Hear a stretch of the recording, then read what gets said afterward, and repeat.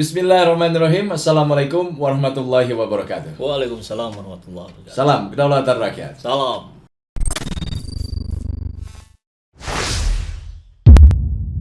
Milad ke-20 Partai Keadilan Sejahtera atau PKS sudah berlangsung. Kemarin. Ramai juga itu. Ramai.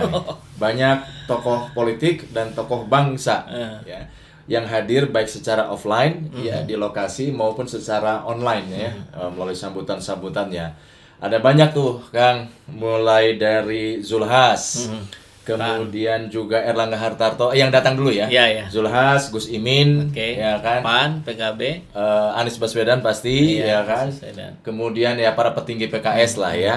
Dan yang tidak bisa hadir namun hadir secara online ya itu dari Golkar, Erlangga Hartarto, Nasdem, Surya Paloh, kemudian Demokrat, AHY, dan P3 yang hadir secara online memberikan sambutannya ya. Nah, tentu saja banyak yang menyoroti ini dari setiap pernyataan-pernyataan sambutan-sambutan para tokoh politik dan tokoh bangsa, termasuk mantan wakil presiden ya. Oke. Sandiaga Salahuddin Uno yang hadir ya kan sebagai menteri pariwisata. Yang maksud saya mantan wakil presiden adalah Yusuf Kala, Oke, yang hadir secara online. Ya, ini begitu banyak statement-statement, pemikiran-pemikiran yang disampaikan di Milad ke-20 PKS. Tetapi kalau menurut saya ini apa ya Kang ya, seperti diksi indah para politisi gitu ya, banyak menggunakan diksi-diksi indah para politisi. Ya. Tetapi dengan realita kehidupan yang kita alami sekarang ini ya masih gundah gitu. Iya Kang, jadi kalau melihat kenapa sih Milad PKS kemarin nampak begitu meriah mendapatkan sambutan berbagai pihak, saya kira juga tidak terlepas dari ini Milad pertama parpol pasca pandemi gitu. Oke. Setelah agak longgar, kemudian orang bisa berkerumun dengan cukup sesak di dalam ruang terbuka. Itu menghadirkan berbagai petinggi negeri ini. Jadi wajar saja saya kira ketika kemudian langsung itu mendapat sorotan yang luas di masyarakat. Saya memastikan ini ke depannya akan disusul oleh milad-milad partai-partai yang lain. Karena milad kan tiap tahun ada ya. Iya. Jadi setelah PKS kemudian berikutnya nanti akan ada milad partai lain yang juga sama ramainya lah, kurang lebih begitu. Yang menarik perhatian saya adalah yang pertama ada Menteri Sandiaga Salahuddin Uno yang kehadirannya di sana disebut-sebut sebagai menteri. Bukan sebagai wakil ketua Gerindra. Kan dia wakil ketua Gerindra. Bahkan sepanjang berjam-jam acara itu saya pantengin juga itu Kang. Itu nggak ada satu kata pun dari para pembicara yang ada di sana yang menyebutkan kata Gerindra. Padahal PKS dengan Gerindra ini luar biasa dekatnya itu dalam satu dekade ke belakang. Di berbagai kontestasi pilpres dan pilkada, dua partai ini seperti partai sahabat gitu. Tapi mungkin sekarang nampaknya sudah tidak lagi. Ya, sebabnya apa? Saya kira sahabat kita semua juga tahu lah bagaimana. Bukan hanya PKS ya, tapi kita-kita juga nih rakyat jelata, emak-emak, kaum buruh dan sebagainya yang pernah memberikan kepercayaan kepada Prabowo Subianto dan Gerindra dan ternyata itu dikhianati. Kalau seorang gentleman ketika bertarung kalah ya sudah memberikan selamat kepada yang menang. Nah, ini setelah memberikan selamat, ikutan dong saya juga pengen masuk kekuasaan. Nah, jadi itulah yang akhirnya mensirnakan kepercayaan rakyat terhadap Gerindra. Saya kira itu catatan menarik di acara kemarin. Satu dari sekian banyak catatan yang mungkin akan kita bahas sekarang. Iya. Dan yang menarik juga PDIP nggak ada ya? Nah, itu jelas. PKS sama PDIP itu seperti air dan minyak. Nggak pernah sulit buat nyambung gitu. Atau mungkin nggak diundang ya? Bisa jadi. Saya kira diundang lah ya. Diundang ya. Tapi ya begitulah. Mungkin ada juga yang nggak hadir, PSI misalkan Ya, itu nggak PSI. ada tuh kan. PSI PDIP itu kan ada yang bilang seperti adik kakak, tapi ada juga yang bilang seperti anak orang tua atau bahkan orang tua cucu gitu. Kayaknya yang terakhir yang pas. Iya. Ya. Menarik yang disampaikan oleh para politisi ini Kang.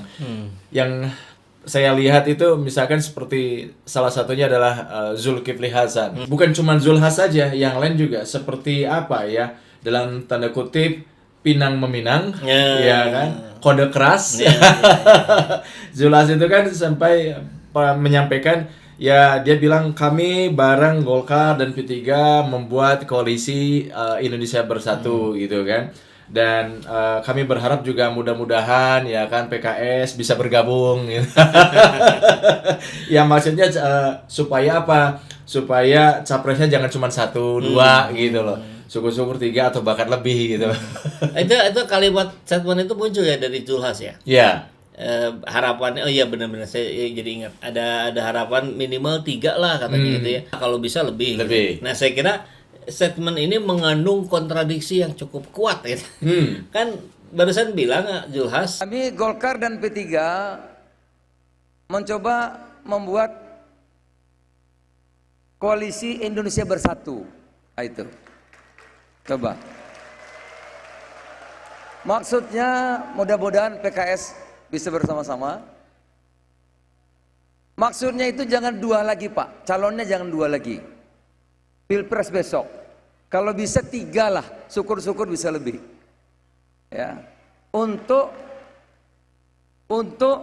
paling kurang mengurangi apa yang kita alami hari-hari ini dengan atmosfer yang pengap dan tidak produktif itu. Tidak ingin terjadinya polarisasi yang sangat tajam seperti di dekade terakhir ini. 2 kali periode Jokowi itu menghasilkan polarisasi yang terlalu tajam. Saya kira itu semua sepakat. Tapi ketika berbicara minimal 3 kalau bisa lebih, sambil mengajak PKS gabung ke KIB, ya sulit dong untuk jadi banyak. Gimana nih Pak Zulhas? Harusnya kalau pengen banyak, statementnya sebaliknya. Kami punya koalisi bersama Golkar dan P3, ini sudah memenuhi threshold 20%. Jadi PKS kalaupun mau bergabung dengan kami, mohon maaf, mendingan jangan. Biar capresnya banyak. Kan harusnya gitu. Iya.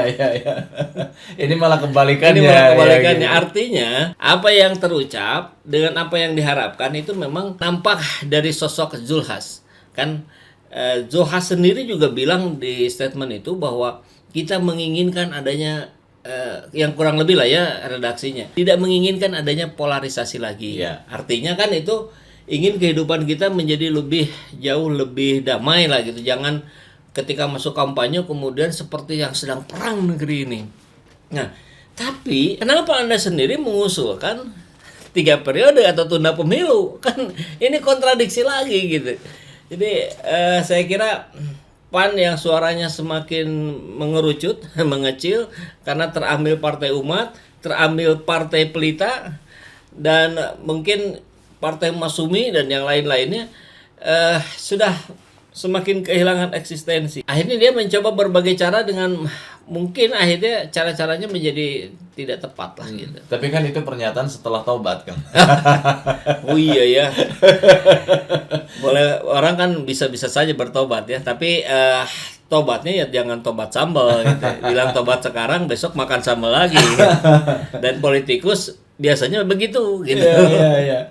Nah ini lain Zulhas, selain juga Gus Imin ini kan di acara Milad 20 PKS itu Gus Imin ya kan dengan candaan politisnya kalau saya menyebutkan bahwa Habib Abu Bakar gitu kan mengancam saya nih Gus Imin gitu, kalau nggak datang itu nanti nggak disayang sama PKS gitu.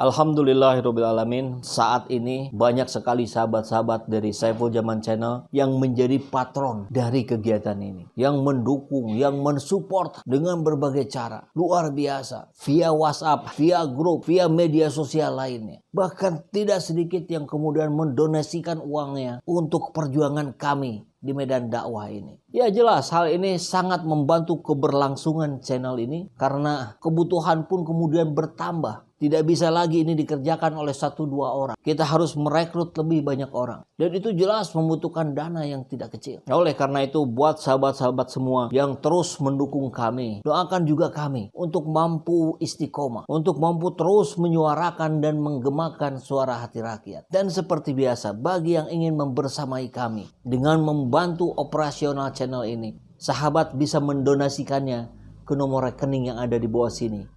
Dan silakan untuk mengkonfirmasikannya ke nomor yang ada di sini.